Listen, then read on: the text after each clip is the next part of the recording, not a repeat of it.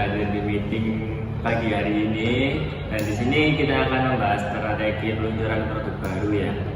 Dimana kita akan meluncurkan produk baru.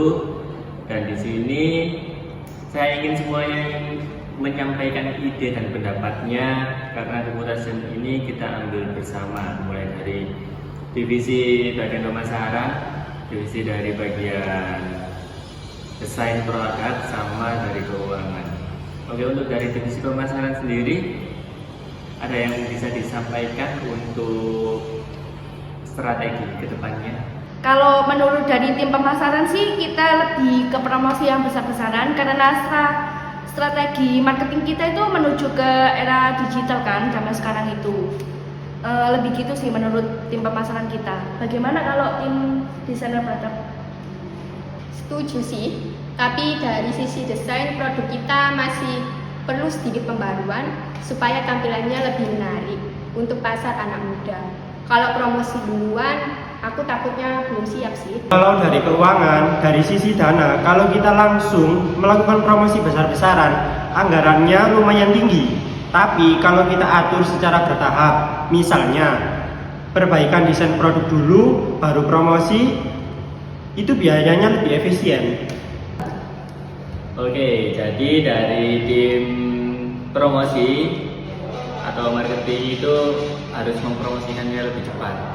Dan untuk keputusan dari desain itu ada beberapa desain yang belum selesai ya tadi ya.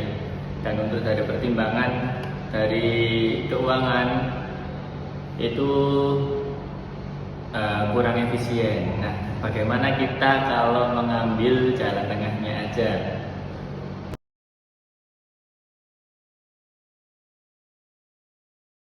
Bagaimana kalau kita minggu pertama fokus ke penyempurnaan desain? Jadi kita sempurnakan dulu desain yang belum selesai. Lalu minggu kedua kita mulai promosi, tapi untuk promosinya skala kecil dulu. Dan untuk menguji pasar juga, kalau hasilnya bagus, nah baru kita tingkatkan promosi besar-besaran. Jadi nanti juga menyesuaikan dengan anggaran yang ada. Seperti itu ya. Kalau dari sisi tim pemasaran itu bisa juga. Jadi promosi kita tetap jalan, tapi kita bisa ukur efektivitasnya dulu. Aku juga setuju, jadi tim desain punya waktu sedikit untuk finishing produk. Nah, kalau dari sisi keuangan, strategi ini jauh lebih aman. Anggaran promosi bisa kita alokasikan secara bertahap. Oke, bagus. Berarti kita sepakat ya, untuk minggu pertama kita fokus ke desain. Untuk minggu kedua kita mulai promosi uji pasar, lalu kita melakukan evaluasi sebelum promosi besar.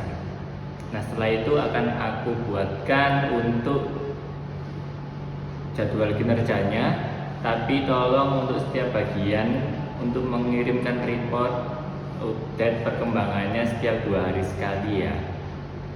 Oke. Siap Pak, terima kasih sudah melibatkan kita semua dalam mengambil keputusan ini. Iya, aku suka cara meeting kali ini. Semua dapat berpendapat tanpa takut disalahkan. Nah, itulah tujuan kita, untuk menentukan hasil yang adil, yang terbaik untuk tim. Terima kasih juga untuk semuanya. Kesimpulan dalam rapat ini, seorang pemimpin perusahaan menunjukkan gaya kepemimpinan demokratis dengan memberikan ruang bagi semua anggotanya untuk berpendapat, mempertimbangkan ide secara bersama, dan mengambil keputusan berdasarkan kesepakatan bersama. Hasilnya, tim merasa dihargai, kompak, dan keputusan yang diambil lebih efektif.